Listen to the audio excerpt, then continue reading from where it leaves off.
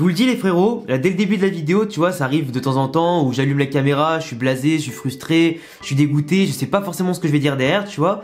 Mais je sais pas si je suis frustré, déçu ou dégoûté à cause du fait qu'on ait fait match nul à l'extérieur contre Retafe sur le score de 0-0 après une belle victoire au Classico la semaine dernière qui nous permettait de rattraper l'Atlético, de rattraper le Barça et même de leur passer devant avec un petit point de plus. Et je sais pas du coup si les efforts du Classico ont été gâchés à cause de ce match-là et que du coup ça me dégoûte pour ça, ou si je suis frustré par rapport à tout ce qui se passe en ce moment autour du Real Madrid, par rapport à des sorciers, des mecs qui ont fait de la magie noire ou je sais pas quoi, qui nous ont marabouté tellement on n'a pas de chance. Les mecs sont covidés chez nous, sont tous blessés, on a le plan A, le plan B, le plan C qui est covidé, on joue avec des joueurs qui ne jouent plus à ce poste-là depuis des années, voire qui n'ont jamais joué à certains postes, on a des mecs qui n'ont jamais joué ensemble, qui ont fait très peu de combinaisons à part aux entraînements sans intensité, on joue dans des dispositifs qui nous ressemblent pas, on joue avec une intensité aussi qui nous ressemble pas, parce qu'en ce moment on joue tous les 3 jours avec tout le temps les mêmes joueurs de base, donc forcément on est hyper fatigué. Les joueurs de base qui étaient aujourd'hui ici contre Retafe, comme je le répète, c'était ni le plan A, ni le plan B, ni le plan C. Du coup, c'était que des remplaçants, deux remplaçants quasiment qui étaient là, sans temps de jeu, sans rythme, sans repère sur le terrain, sans, j'allais dire, automatisme avec leurs coéquipiers. On avait des joueurs perdus sur le terrain. Audrey Ozzola nous a encore fait un match catastrophique devant et derrière. Mariano, il était perdu sur le terrain et toute sa vie ce mec là il se met hors jeu parce que même quand il y a la ligne qui est clairement établie des défenseurs, il trouve le moyen de se mettre devant et marquer un but hors jeu. Encore son but hors jeu, il tient qu'à un petit bout d'épaule de trop, tu vois. Donc frérot, au pire, arrête de pousser à la salle, le prochain il sera dedans. Mais là vraiment, je suis blasé. T'as aussi des joueurs aujourd'hui qui n'ont pas été à la hauteur des attentes placées en eux par le coach, par leurs coéquipiers, par le club et les supporters. Je pense à Isco qui a été catastrophique, qui a ralenti le jeu, qui n'a fait aucune différence balle au pied. Je pense à Asensio qui est pareil, qui a été transparent. Il était revenu sur 4-5 matchs d'affilée où il avait marqué un but, fait une passe décisive, était décisif, etc.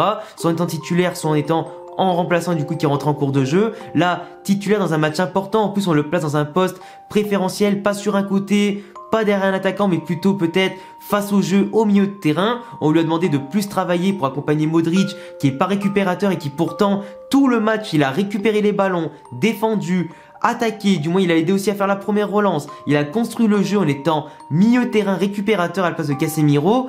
C'était catastrophique. Avec un milieu de terrain comme ça, les gars, on était déséquilibré au possible. T'avais aucun profil purement défensif. Et pourtant, Modric a fait parfaitement le taf à l'expérience et par rapport à certains postes qu'il avait occupé aussi avant. Mais Isco Asensio, à la création, dans les décalages, faire la différence, récupération, catastrophique, frérot. Catastrophique. Et normalement, je le dis, même si on joue avec des plans A, des plans B, des plans C, des mecs qui jouent pas à leur poste, etc. Quand t'es un professionnel qui joue au Real Madrid, t'es censé être meilleur et te sortir les doigts du cul pour battre les mecs de Retafe. Là, c'était un derby. En face, les mecs étaient 15e de Liga. Ils avaient marqué que un but ou deux sur leurs 10 derniers matchs de championnat. Ils ont pris des valises contre tout le monde et même perdu des fois à domicile, même sur un petit score contre les équipes de bas et moyen de tableau. Frérot, on avait une équipe en face qui marquait moins d'un but par match et qui en prend plus d'un but par match. Au final, on sort avec un 0-0 et une équipe qui de base est défensive, qui nous a dominé du début à la fin. Le Real Madrid, là, ils ont eu quelques phases de jeu intéressantes, mais en deuxième mi-temps. Et encore, c'était des phases de jeu intéressantes qui ont fini par descendre, des vieux corners très mal jaugés, très mal en tout cas utilisés, des frappes de loin dans les nuages, et c'est tout. On n'a fait aucune différence en dribble sur les crochets, les phases de possession, c'était inutile. Les seules balles qu'on a eu finalement, la seule frappe cadrée, c'est une petite tête, etc., trop molle de Vinicius, Mariano qui a mis son but hors jeu, et voilà. Aucune occasion dangereuse. En plus, on avait mis Kroos et Benzema sur le banc pour les faire rentrer si vraiment ça va pas. Il y a que Benzema qui est rentré si je dis plus de bêtises, mais il a pas pu faire de différence parce que l'équipe elle était tellement pas en place qu'il ne pouvait pas tout changer à lui tout seul. Modric à la fin du match, en devant défendre, récupérer les ballons, organiser les jeux, il était cramé et c'est encore lui à la 92e qui fait une différence devant pour faire une frappe certes au-dessus, mais c'est encore lui qui doit frapper. Les ailiers aujourd'hui, Rodrigo transparent, Vinicius, belle activité mais il a fait aucune différence malheureusement, beaucoup de mauvais choix aussi. Et à un moment, c'est pareil, ça manque d'automatisme, etc. avec les plans B, les plans C, parce qu'à un moment, Vinicius, plusieurs fois, il a débordé à gauche, il s'attendait à voir Marcelo déborder, du coup dédoubler derrière lui pour lui donner le ballon pour qu'il puisse centrer derrière.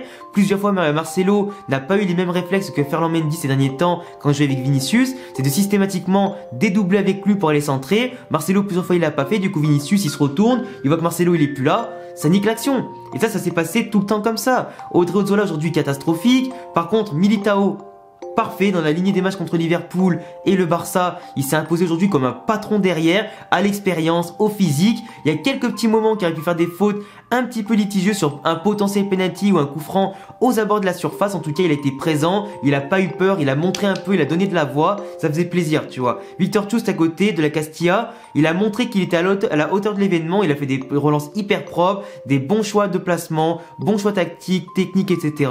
Au physique, il était présent. Des fois, un moment un petit peu mangé de la tête, mais quand même, on n'a pas pris de but. Du coup, il a rempli sa mission première, assurer de la solidité et de la relance. Donc du coup, nickel pour le gamin. On a par contre, Thibaut Courtois, incroyable. Je pense que là, pareil, homme du match côté Real Madrid. D'ailleurs, ce sera lui sur la miniature, il n'y aura pas de débat là-dessus.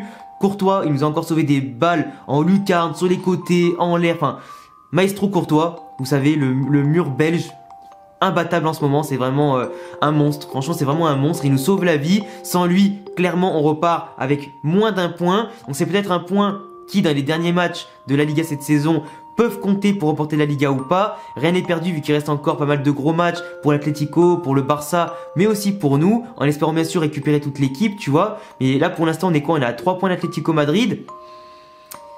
C'est un peu chiant, tu vois, c'est un peu chiant, on était revenu, maintenant on est heureux à 3 points.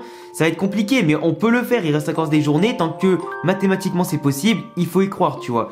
Zidane, tu vois très bien, sur le côté du terrain, il pouvait pas faire mieux, frère, il pouvait pas faire mieux.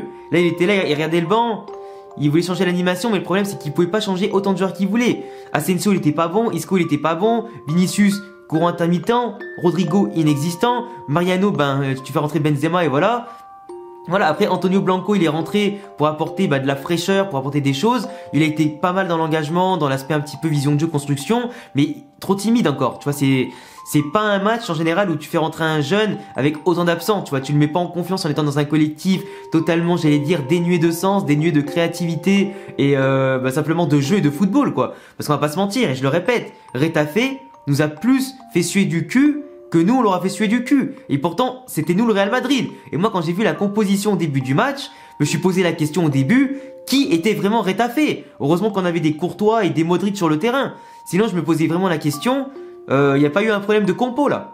Parce que là, vraiment, je savais pas qui était l'équipe la plus basse de base, tu vois. C'était quand même un derby entre la meilleure équipe de Madrid, la meilleure équipe d'Espagne et du monde, contre la 3e ou 4e équipe de Madrid, de la banlieue de Madrid. C'est dommage, eux ils en ont plus voulu, eux ils ont vu qu'on avait une fiche d'absent qui était énorme, que l'infirmerie était blindée, covidée, tout ce que tu veux. Ils se sont dit c'est l'occasion de gagner un derby contre le Real, depuis je sais pas combien d'années ils nous ont pas gagné. Eux ils ont eu l'envie, que ce soit les jeunes, les anciens, Cucurella, Léa Alenia, etc. Plus les anciens, ils ont été présents, physiquement, techniquement, ils nous ont mis la misère à des moments. Si on prend 2 ou 3 buts dans ce match là, franchement c'est largement mérité, tu vois. Mais heureusement la chatte à Zizou et Courtois étaient présents.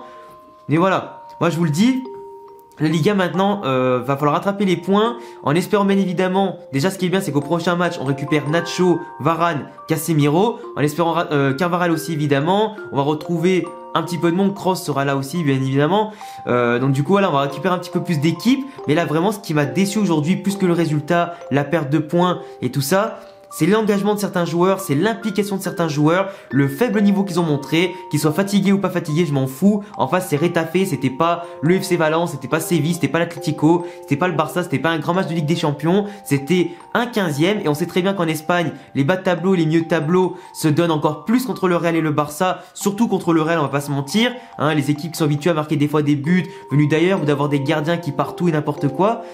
Enfin voilà. L'analyse aujourd'hui, néant, parce qu'au niveau du jeu, on n'a rien fait. On n'a rien produit en première mi-temps. Une action, c'était le buteur jeu de Mariano et un peu plus, on a eu un autre truc. Deuxième mi-temps, on a à peine plus produit, mais sans être dangereux. Donc au final, aujourd'hui, Retafe pour moi méritait plus la victoire que nous. On est passé à ça d'une humiliation encore une fois, malgré bien évidemment tout le contexte qu'il y a autour des blessures et des Covidés.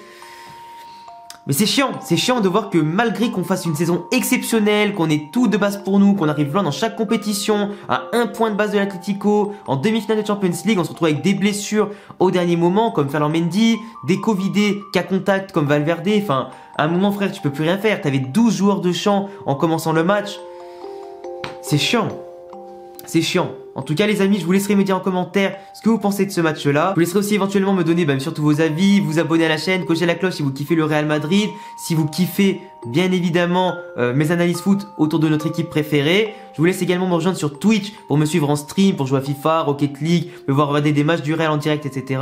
Je vous laisse également me follow sur Instagram et Twitter pour me parler en dehors des vidéos. Il y a tous les liens en description. À bientôt les gars pour prochaine vidéo. Ciao.